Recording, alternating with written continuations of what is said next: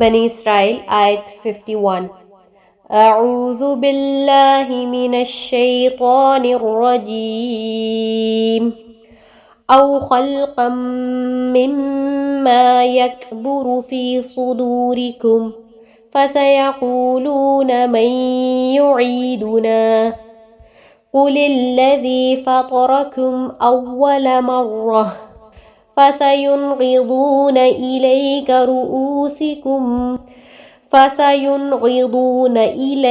رؤوسهم ويقولون متى هو قل عسى أن يكون قريبا۔ او یا خلقا کوئی مخلوق، مما اس میں سے جو، یکبرو بڑی ہو، فی صدورکم تمہارے سینوں میں، فسیقولون پس عنقریب وہ کہیں گے، من کون، یعیدنا لوٹائے گا ہمیں، قل کہہ دیجئے، الذی وہ جس نے، فطرکم پیدا کیا تمہیں، اول پہلی، مرتن بار، فسینغضون پس عنقریب وہ بلائیں گے، الیک طرف آپ کے، رؤوسہم اپنے سروں کو، ویقولون اور وہ کہیں گے، متی کب ہے، ہوا وہ، قل کہہ دیجئے، عسیٰ امید ہے، ان کہ، یکون ہو وہ، قریباً قریب ہی، یا کوئی اور ایسی خلقت جو تمہارے دلوں میں بہت ہی سخت معلوم ہو، پھر وہ یہ پوچھیں کہ کون ہے جو دوبارہ ہماری زندگی لوٹائے، آپ جواب دے دیں کہ وہی۔ ظاہر ہے کہ اللہ تعالی جس نے تمہیں پہلی بار پیدا کیا، اس پر وہ اپنے سر ہلا ہلا کر آپ سے دریافت کریں گے کہ اچھا یہ ہے کب، یہ ہوگا کیسے، یہ کب ہوگا، تو آپ جواب دے دیں کہ کیا عجب کہ وہ ساعت قریب ہی آن لگی ہو، بہت جلد۔ جہاں تک لوہے کا تعلق ہے، سخت چیزوں کا تعلق ہے، زندگی کے دوبارہ پیدا ہونا جو مشکل نظر آ رہا ہے، تم لوہے سے بھی زیادہ سخت چیز جو تمہارے علم میں ہو وہ بن جاؤ، اور پھر پوچھو کہ کون زندہ کرے گا، تب بھی یہی جواب ہے کہ اللہ تعالی۔ پھر یہ کہ دوبارہ زندگی کب شروع ہوگی، کب ہوگی زندگی، قریب کا مطلب ہے کہ ہونے والی چیز جو بہت قریب اور ہو کے رہنے والی ہے۔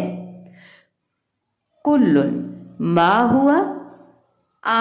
یعنی وہ والی چیز جو ہونے والی ہے۔ ہم لوگ تو اسے اردو میں یا کسی طرح سمجھتے ہیں نا کہ میں بھی، اس میں یہ ہے کہ فہوا قریب، وہ واقعی قریب ہے، اور وقوع پذیر ہونے والی چیز قریب تر۔ عسیٰ بھی قرآن میں یقین اور واجب الوقوع کے معنی میں استعمال ہوتا ہے، یعنی قیامت کا وقوع یقینی ہے اور ضروری ہے۔ تو اس قیامت کی تیاری میں اور موت کے بعد جی اٹھنے پہ ایمان لانا،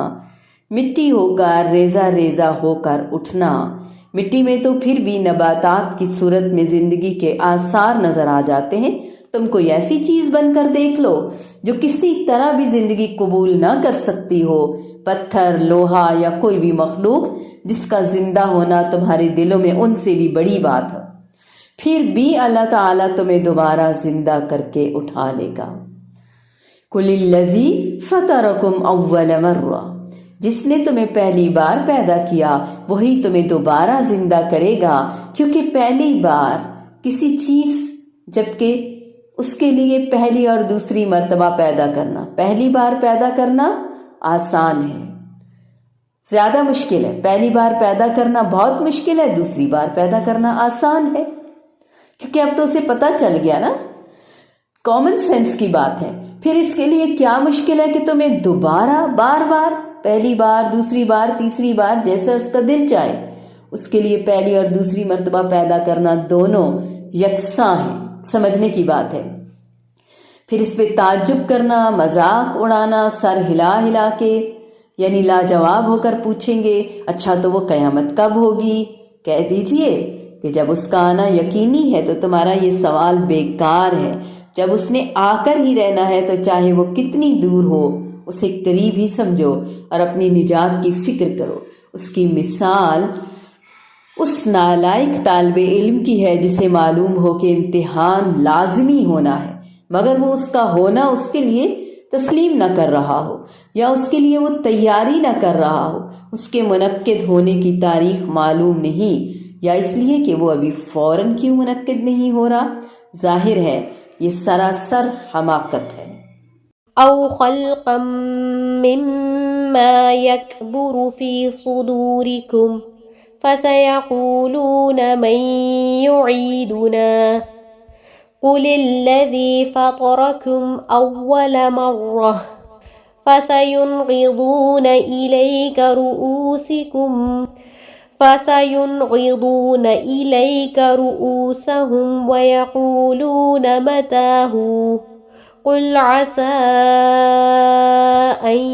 يكون قريبا